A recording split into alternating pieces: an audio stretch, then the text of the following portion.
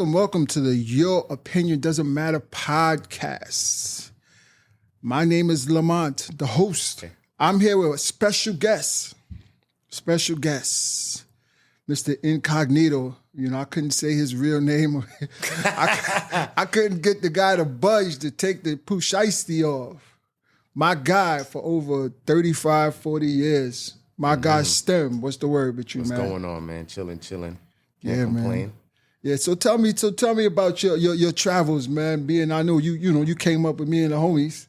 Yeah. You know what I'm saying? You was around during the time when graffiti was at its height. Yes. Karate was at its height. Yeah. Breakdancing was at its height. Yeah. We was there when that shit was in the beginning. I just held on to that shit. Yeah. And then so now let me tell you about my guest. See, Before we was teenagers. His name is STEM. He's a well-known graffiti artist throughout the tri-state. Probably even further now, right? Yeah, more than that, man. I'm known in when I sell my artwork, I sold to people in Russia, right, France, Germany, Spain.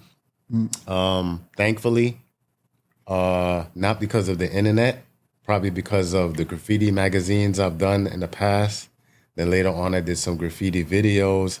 And then later on, when I got towards the internet, a lot of like new kids that never heard of me, they got to hear about me. But few of the OGs, they know about me because it's like the graffiti community is small. Right. When you do something, or even if somebody dies, like it spreads, you know? So it spreads quick. People spread word of mouth, number one. And number two, when you're really good, that's when stuff about you begin to spread. And that's slowly how you become legendary for what you do and stuff like that. Right. I remember, I guess your passion started when we was in I think it was 235. Yeah. I remember when we was in class. 235 Annex. You used to do little drawings. You and this other guy named Mark Clark. Yeah, Mark Clark, Stewart. Yeah. Yeah. Yeah, y'all was doing... That's when I used to draw from Marvel Universe. Mm-hmm. I used to draw that. I used to draw I used to draw a lot of cars too. I remember I used to draw the A-Team. I used to draw the Bionic Man, the Dukes of Hazzard before the flag became taboo. Right. Before the I used to draw Confederate Dukes flag. of Hazzard. I used to draw cars always jumping in the air because that was the thing back then for some reason. Mm-hmm. Getting the cars that just jumped in the air. Or catching them like that. So tell me some. So as we fast forward now, you being a well-known artist, I remember a couple years back, probably good 10 years ago, I go into a gym to go play ball. Me and my homies go play ball, big gym, and in the back, I see you doing the artwork, but you didn't have that on. Tell people about the mystique with you and your the mask and everything. Say who would be the person who would be pursuing you for your dangerous deeds, which is graffiti. Well, first of all, is the thing with the mask is that I do a lot of illegal stuff. I hit a lot of trains, federal things. You know what I'm saying? And sometimes it's not just the mask for that. Sometimes you have jealous people and haters. They might be like, "Oh, that's this dude or whatever. Let me send this over here." Because it's ain't nothing worse than a graffiti writer that's not talented as you, that you don't deal with, that hates on you the most, and that will do certain things to you just so people could know who you are.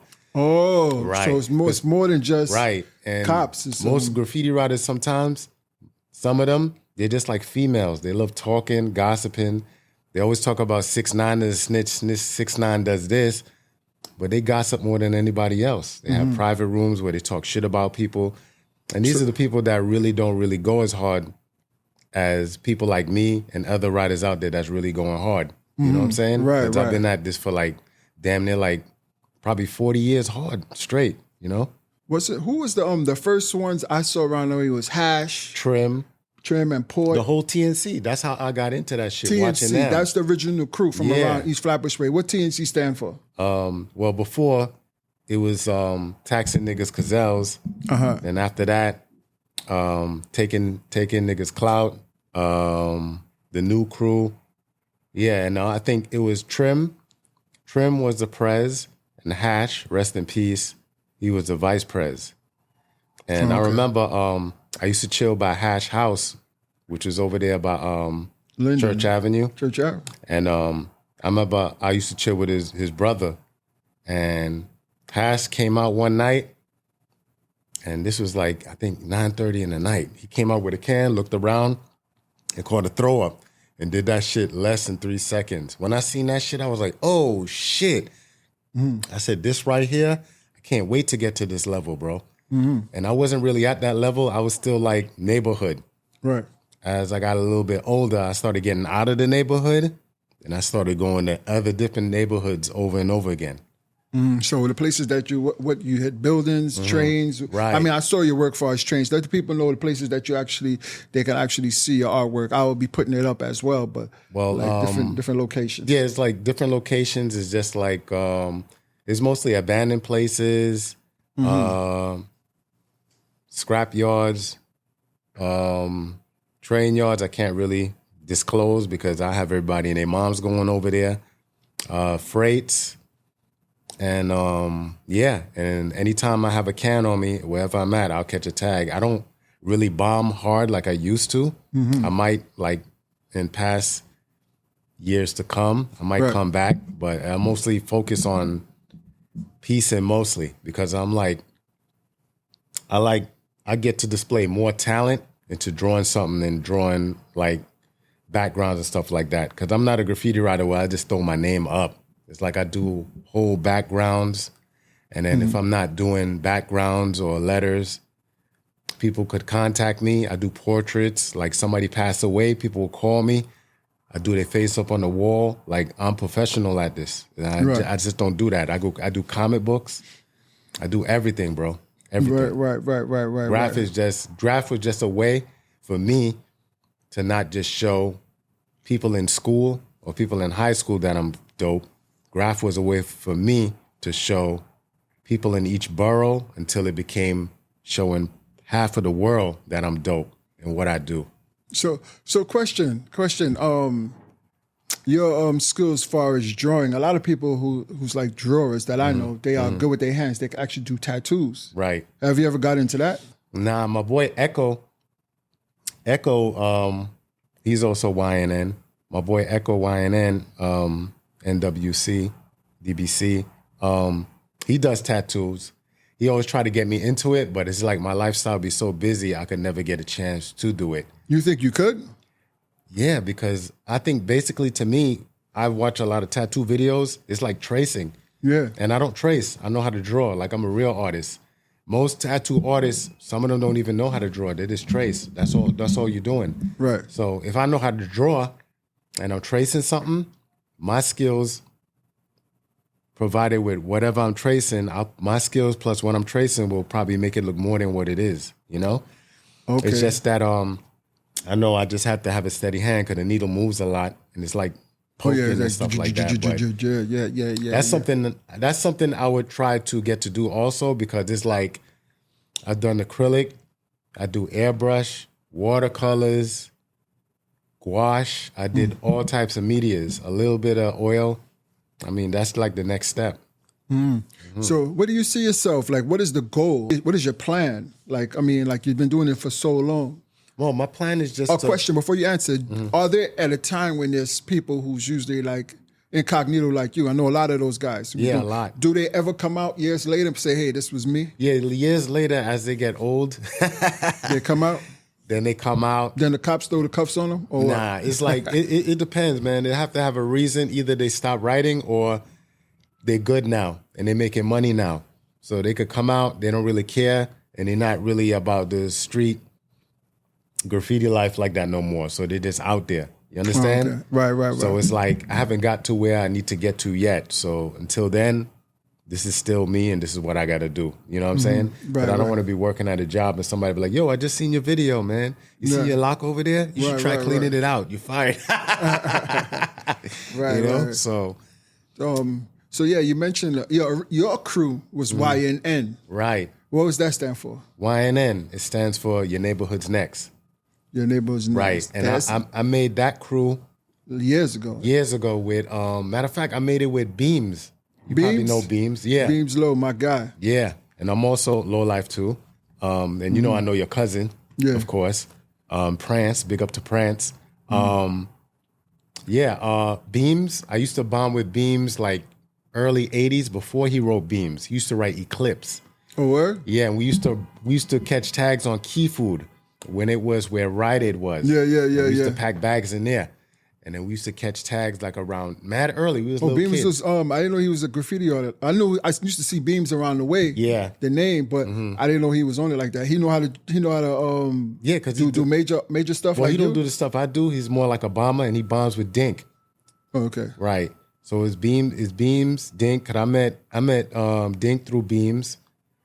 And I used to see Dink a lot of times when I used to be at Winthrop Junior High School, but I never knew it was him. And that's also another legend. Dink been like bombing forever, you know? Oh, okay. We also got some shit on Rite Aid right now, if you pass by there and you check inside of the parking lot. But yeah. Y'all still team up?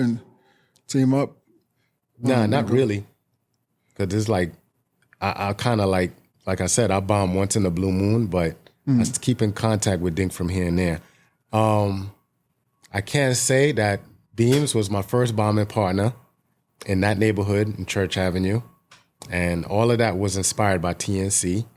It was Trini, Trim, Benna, Benji, Paulistic. Yeah, I was inspired by that. Porter, remember Port, right there from 42nd Street. Yeah, my guy. Yeah. All of them. Shit, that shit was way before Cab. That shit was way before everything, bro. Yeah. Damn, that was the beginning. That was the beginning. That was Angie was open. Yeah. Angie, she's still there, struggling. That was like the untapped time of history. Yeah. Graffiti, hip hop, breakdancing. Yeah. Man, that was like everything was in sync. Cause that's what it was in school. Like when we used to go to school, everybody was popping, breakdancing. Right. The only thing we knew about was Run DMC, Sparky D versus the Playgirls. Right. Roxanne Shanté, Shanté, UTFO. UTFO. But I'm remembering when they used to have parties around the way, I never seen you there. You used to come with us? Nah, because I was always on my graffiti shit late night. The time y'all was going out to go to these parties, either me and Beam would be bombing or I'd be bombing by myself. 15, 16? Yo. Yeah. Because I started writing graffiti like around when I was 12 years old, like around 12, 11. Because, that's probably around the time we used to party all right. around. And also, y'all was Friday, partying. Saturday night, we'd be partying and you be... Yeah, and I'd be doing my graffiti stuff, and after I'm done, I'd go in the house because my mom was strict, so I was kind of barred. You know that. Oh, okay. I used to sneak out to get out sometimes. I'd go by y'all, chill, or later on, if I was in the house, I used to borrow games from Clinton, Jermaine's brother. Jermaine Clinton. I used to borrow games from him because he used to get a game in one day, turn the shit over in one day. Yeah. And I used to be like, yo, let me borrow that game. I'll let you hold this. And it's around that time. Oh, okay. And plus, we was in the house a lot back then, too, because that's when Nintendo came out, Atari, Sega. Right. What you was rocking? What you had? I had an Atari. I remember my father bought me my first Atari, I think in 1980, 82. I can't remember, but he bought it from Sears. Okay. And it was $100. That's when $100 was a lot of money. Oh, yeah, that is a lot. It's definitely a lot Yeah, back then. he bought that shit for me and brought it to me. I thought that was the illest gift in the world. I was like, yo, no graphics is better than this. Right. And there was how many bits was that? That's not 64. One of them was Commodore 64. I think 8. 8-bit. I had Atari. I had Atari too. What was the top game? If you remember Atari, what was your top game? What was the top game back then? The top game was... When it first came out. I think it was Pac-Man and Space Invaders. Nah. And Mission Control or something. How about Maze Craze? Maze Craze. Okay. Maze Craze. Pac-Man didn't really come out for Atari right away like that. But when I got my Atari, it came as a gift set. It came with Pac-Man and Combat. Oh, Combat was the joint too. Combat was definitely the joint. I know those times was crazy. And the thing about it, it's like the graphics was so elementary. But we didn't know. Yeah. Because we never knew technology was going to go that far. Right. Because being a kid and actually hooking up something to your TV and your TV looks different, that was crazy to me. Because actually how we came up, everybody in our household, probably, well, in my household, started with a black and white TV. Yeah. And then color, and then this, and then that. Because the first TV I had, and the first TV I had was a black and white Zenith. Yeah. I don't know if you remember Zenith. Yeah, I do, of course. Right. I had a Zenith. And the first thing I used to see was Mission Impossible. And I used to watch it so much, I used to try to guess what colors they're really wearing. Right. And everything was black and white. And then later on, when the color TV came out, I remember it was like $232, which was a lot of money back then. Yeah. Color TV came out, then we was all watching that. Yeah, we was antenna broke. Building. I remember the antenna had broke one day. I forgot it was me or my father broke it. And then my father was like so intelligent. He saw the antenna was broken. He took the top off of the antenna. Not to say he the first one that created it. And put foil on top? Nah. He went in a closet, got a hanger and bent it and put the hanger inside of it. Nice. And these two things, when you move it, the TV started showing good. Nice. My father was a carpenter. He was a mason. He was good with his hands. Nice. That's where I think my skill came from, because he was an artist as well. Right. That's what's up. Yeah, man. I mean, back then everything was new. Yeah. Everything was new. We came into a time and then fashion, everything was new. Son, if it wasn't for the Japanese, we'd probably be still playing Atari. For real. Yeah. Would you do like say they say, hey STEM, I need you to come by and do like a display. Would you do it? Like a gallery? I mean, yeah, if I'm getting paid, I'm gonna do it. If I'm getting paid, I'm gonna do it. So then why the mystique? But you suppose the law is gonna be after you then? Nah, it wouldn't be like that, because Oh, you mean you wouldn't show? You yeah, because this is mostly not for the law. This is mostly just for the ops, or just jealous people. You understand? Oh, okay. That's what it is. But I've done, not galleries, but I have my stuff in galleries where I show up, and sometimes I don't show up. Because sometimes how I look at it is, I'm not like other graffiti artists that always want to show their face or be known or be popular. I don't care about you knowing who I am. I just want you to know that my shit is dope. Yeah. And I'm a melanated person. Right. That gets busy. Nice. That's it. That's all you need to know. It's not about me. It's about what I do, what you like from me, and what I could sell you that's actually worth something. So later on, if you come into bad times, you could resell that shit. You understand? And I work so hard in the graph game, whatever I'm doing and whatever you have from me, it will be worth something, because it's something from somebody who takes his work serious. Nice. You know? Nice. So now that's dope, man. You got you got history out of our like you have a trail of work. Man. Yeah, I'm proud of you, man. You've been doing your thing. You've been doing your thing. I be seeing, that's STEM. I be seeing it. I forgot where I was at one time, and I seen your name. I said, oh shit, that's him. I passed, the train is going by. Yeah, he bombs. If you see STEM on a train, that's this guy right here. Or in a building. You could be anywhere. Yes, sir. Anywhere. This is him right here. This infamous STEM. So let's get into what's going on today currently. Let's just talk about some current things, like, like your boy Puffy. He's not your man's, but what you think is going on with him? With him, I don't know, man. I think just a lot of people are just trying to get a lot of money out of him now. Yeah. Because they know that his ex, she got like, what, $3 million just to like be quiet. Right. Then all of a sudden people are like, yeah, he touched me in kindergarten. He did this. You know what I'm saying? Right. So it's like, to be honest with you, we all did bad stuff back in the days. Facts. If we was to all become millionaires, mad people would be coming at us. Mad people would be coming at us. So it's like, he's just going through all of that shit right now because, yeah, he probably did do some bad stuff, but he's not the only one that's doing that. Nah. There's other people doing stuff like him, or probably even worse. But guess what? They're not in the limelight like him. They're not. So nobody's not fucking with him. They're not. He's in the limelight, and the only thing that I don't like, his own people is trying to destroy him. Right. 50's going, videos 50's and all going that. Hard. 50's definitely going hard. Yeah, because I'm saying like, yo, how y'all going hard on this dude like that? And I'm like, Where was the videos when Epstein was out there? You know what I'm saying? Y'all ain't do him like that.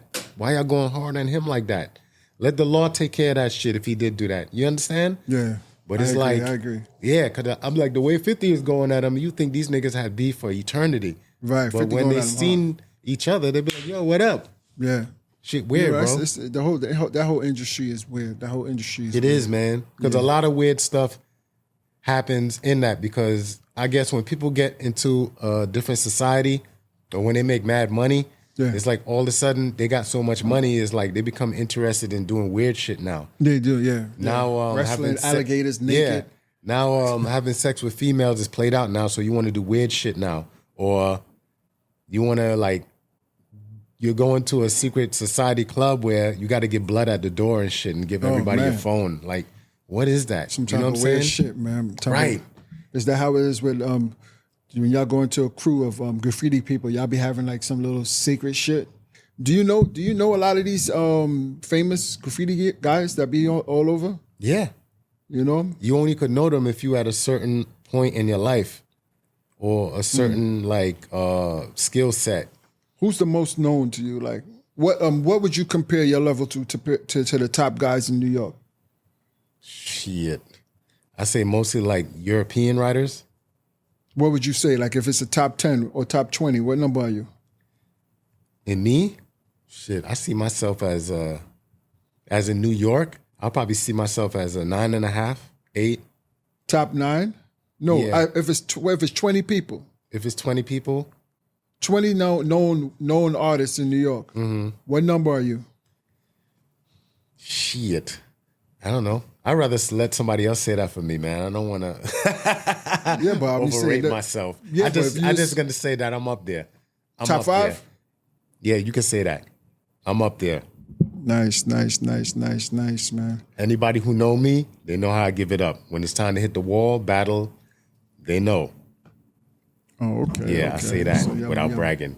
I'm up there. Do they have like Prince? My boy Prince, he goes with his talents for his dancing. Mm-hmm. You know, he's in China right now. Right. Like, do you ever get that type of experience to go like different countries because, you know, show your skills? Well, I have offers of people like that, but it's like it's hard for me to travel sometimes because I take care of my family, or basically I take care of my moms and stuff like that. Yeah. And it's basically me just taking care of her. So it's like I had offers thrown at me for stuff like that. Mm-hmm.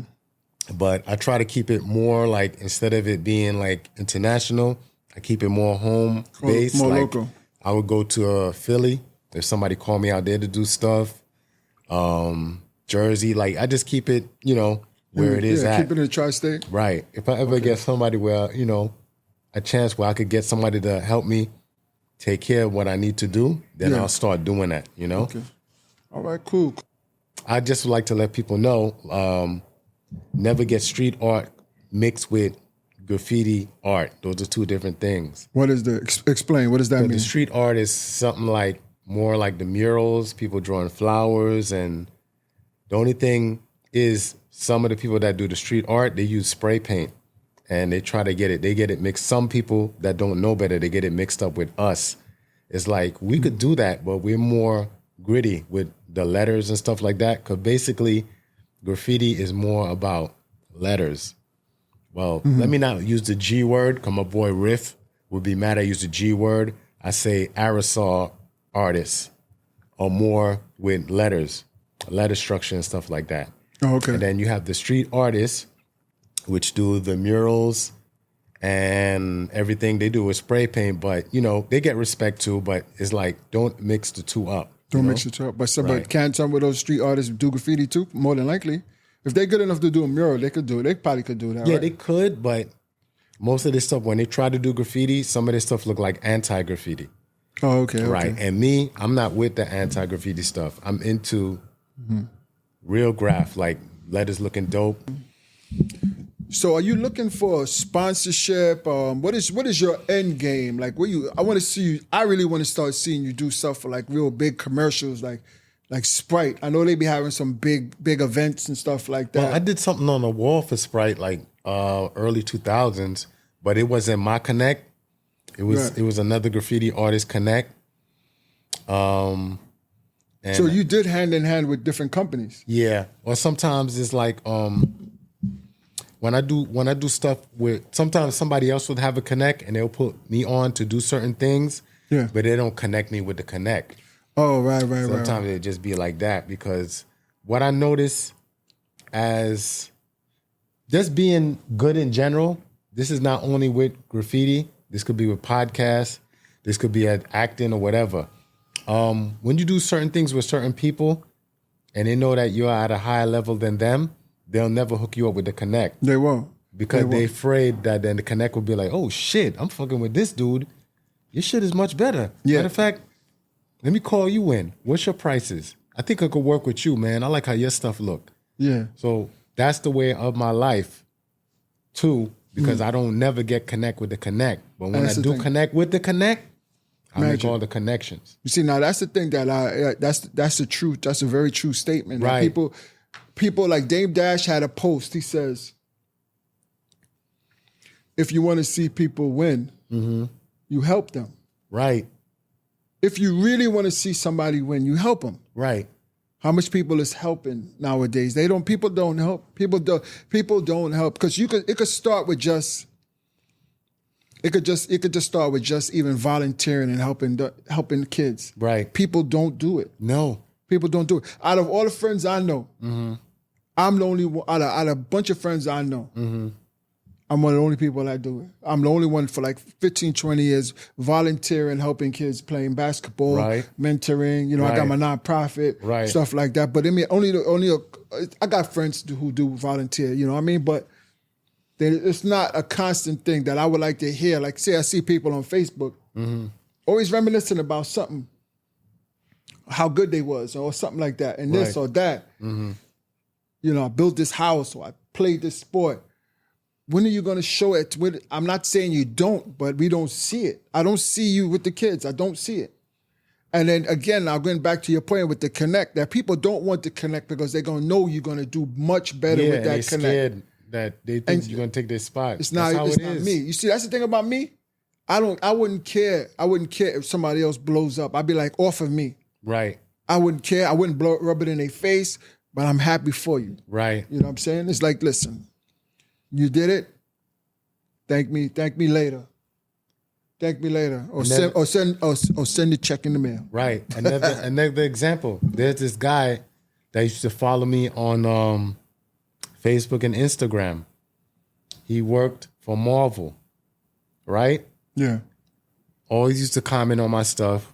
Always used to comment on my boy Hops stuff. Hops, another guy, very talented. Hops DKS down with my crew. Very talented. Hops is dope with the comic books. Always commented on our stuff. So I remember one day, I inboxed him and he was like, yeah, man, I love your stuff. Yada, yada, yada. Right? And I was like, yeah, that's dope. I was like, yeah, if you like my stuff, why don't you hook me up? Then he was like, nah. He was like, why don't you hook yourself up? Oh, shit. And I was like, you know what? Fuck this guy. And I unfollowed him. Right, you know what I'm saying? Because my thing is, why you keep telling me how dope my shit is? Why you keep asking me what I'm doing? Like, what kind of pens I use? All of this shit. But you're working for Marvel. But you're asking me how I'm doing it. Or you just ghost follow me to get tips or to bite what I'm doing to get yourself closer? Yeah. So by him saying that to me, and I looked at it like, I look at him as being a brother or whatever, I was like, you know what, fuck this dude. I'm going to start doing my own shit and put my own shit out. Because I send shit to Marvel, I send shit to DC. But you see, the thing about Marvel and DC that people don't know about, because everybody be like, yo, STEM, how come you don't work for these companies? You're dope as fuck. I'm like, yeah, I'm dope as fuck to you, because y'all write graph. Y'all know me. Marvel and DC, they don't know me. So in order to, like, get to know these dudes, it's like you got to send them a ton of stuff for them to realize you until they get tired and be like, all right, come in. Just like McFarlane. McFarlane had to send these dudes, I think, like 108 submissions. Who's McFarlane? Todd McFarlane is the one that created Spawn. And he's the one that redrew Spider-Man and why Spider-Man is famous today. Because he reinvented it. The Black Spider-Man or no? Nah, just redid the regular it? Spider-Man. Or he just redid it. The one who did Spawn, he redid Spider-Man. Right. Dope. He's the one that made the webbing and all of that. But I thought you would know that because didn't you used to collect comics? Yeah, or was your brother? I collected it. Me and my brother. We collected it for a little bit, but then we stopped. Whatever happened to those? Don't tell me you threw them shits away, Nah, bro. my brother just came to the house probably a year ago and confiscated it. And he took all of them? Yeah, I'm good with it. I gave it to him. Oh man. Yeah, excuse me. Yeah, I'm good with it. I had two big white boxes. Remember the comic book boxes? Man. Yeah, I still got it. You still got it? Yeah, I got almost like 600 to 700 comic books. Nice. Still. I mean, if I try to go somewhere to sell them, they're going to jerk me. So I just keep them. Right. You know, you ever go to that comic book spot over there by the junction? Bulletproof. I did the gate years ago. Oh, okay. Yeah, that's what's up, man. Yeah, man. So, So, listen, and wrapping up, what is it where people can follow you? What you know, contact you? If y'all want to contact me, my name, you could contact me at Instagram. Just type in STEM, YNN, and you can find me there. And you see all my stuff. And you can judge for yourself who I am. Once you see my shit, you never look back at anything else. But you'll definitely be a fan of his, man. I'm a fan and a friend, man. I'm happy that you was here on the Your Opinion Doesn't Matter podcast, man. Episode 79 with my broski. 79, damn, that's a lot. Yeah, my bro. Yeah, 79, man. 79.